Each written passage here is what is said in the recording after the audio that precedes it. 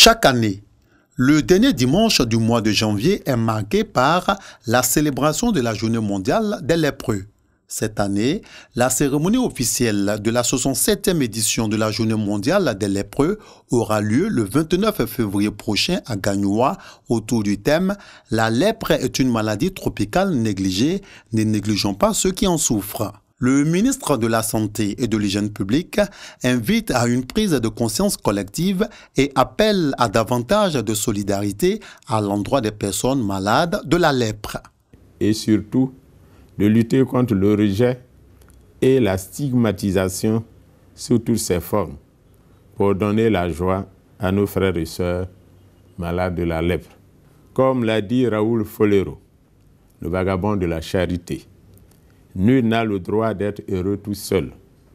Cet appel à la solidarité à l'endroit de nos frères et sœurs malades de la lèpre s'adresse à tous et à chacun.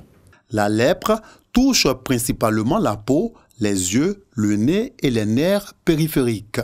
La lèpre peut être guérie en 6 ou 12 mois en suivant une thérapie multimédicamenteuse. Un traitement précoce permet d'éviter tout handicap. La Côte d'Ivoire dépiste près de 600 nouveaux cas de lèpre par an. En ce qui concerne la Côte d'Ivoire, la lèpre fait partie des maladies qui y sévit encore de façon endémique. Bien que nous ayons atteint le seuil d'élimination depuis 2001, en 2019, 567 nouveaux cas avec un taux d'infirmité de degré 2 encore élevé, soit 19,64%. Beaucoup d'efforts restent encore à faire pour arriver à l'éradication.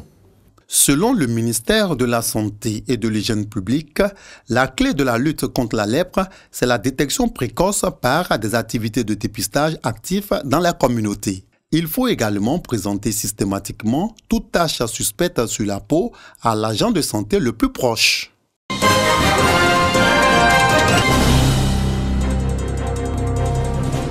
Assis, le visage fermé et attristé, les parents de l'adolescent de 14 ans retrouvés sans vie dans le train d'atterrissage du Boeing 777 sont face au ministre des Transports. Une rencontre initiée par Amadou Koné pour informer la famille éplorée sur les dispositions prises par le gouvernement pour le rapatriement de la dépouille le plus vite possible. Des actions menées de concert avec les services de l'ambassade de Côte d'Ivoire en France en vue de permettre à la famille Annie de faire son deuil. La famille du défunt, le jeune Laurent Barthélémy Annie, a exprimé sa gratitude au gouvernement pour les démarches entreprises. Nous, ce que nous demandions, c'est de rentrer en possession de la dépouille mortelle. Je crois que ça sera chose faite. Et une fois que le deuil de notre petit est fait, la suite, ce n'est pas nous, c'est probablement la justice et puis bon, tout le reste. Mais humainement, il faut dire merci à M. le ministre qui nous a reçus et qui nous a apaisés par des paroles de quelqu'un qui a ressenti la chose au même titre que les membres de la famille. Par ailleurs, le ministre des Transports, Amadou Koné, a rappelé que les enquêtes sont toujours en cours pour situer les responsabilités sur le décès du jeune homme.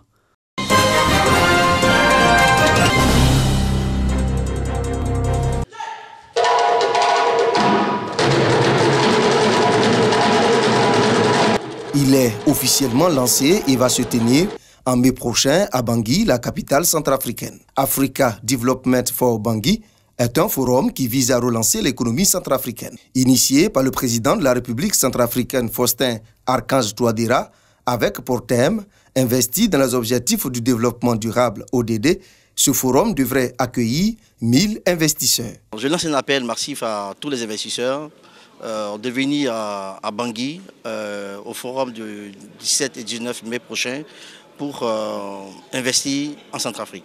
Bien entendu dans tous les secteurs, le secteur minier, surtout, éducation et infrastructure. Nous garantissons aujourd'hui les intérêts. Il est attendu des échanges et des B2B entre opérateurs économiques, des investissements directs et indirects estimés à 5 000 milliards de francs CFA.